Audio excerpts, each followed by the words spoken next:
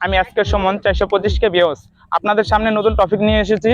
টপিকের নাম হচ্ছে প্রধানমন্ত্রীর পদক। প্রধানমন্ত্রী ইতিমধ্যে শুনছি আমরা প্রধানমন্ত্রী চলে গেছে বাংলাদেশ থেকে, তাহলে এই বাংলাদেশের হাল কে ধরবে? তাই জন্য এই ব্লগটা নেওয়া হয়েছে আপনাদের কাছে। কি যে একটা পরিস্থিতি হইলো দেশের, শেখ হাসিনা পালায় গেল, এখন কার কাছে দায়িত্ব দিবে, কি হবে কিছুই বুঝতেছি না। ব্যবসা প্রতিষ্ঠান সবই বন্ধ।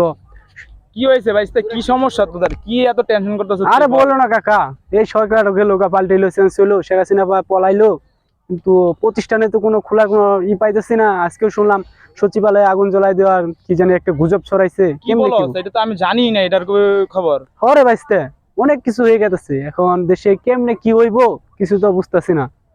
ভাই তুই কি খবর দেখছো আজকে? আজকের খবর দেখলাম, আবার এইদিকে আমার সংসারে টানাটুনি, শিক্ষা প্রতিষ্ঠান সব বন্ধ, ব্যবসা প্রতিষ্ঠান বন্ধ, গার্মেন্টস বন্ধ।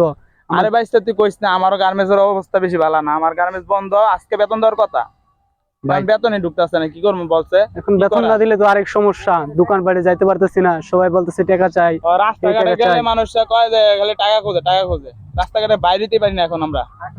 বাইরেলেই খালি বলে টাকা দাও টাকা দাও টাকা দাও। আমরা কোন জায়গায় যাব? সরকার বলাইছে দেখে কি আমার দোষ?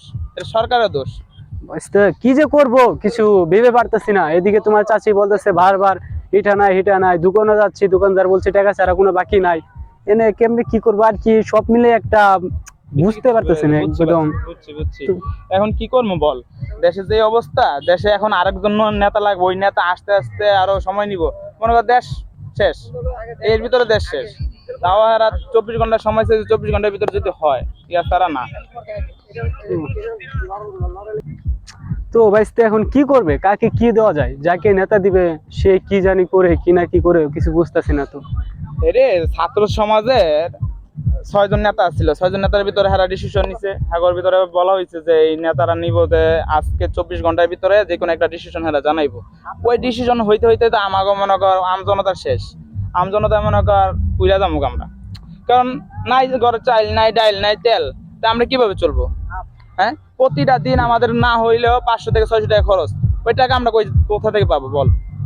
ভাই কি আর বলবো, কষ্টের কথা। আজ 2 দিন ধরে খাই না, তুমি জানো।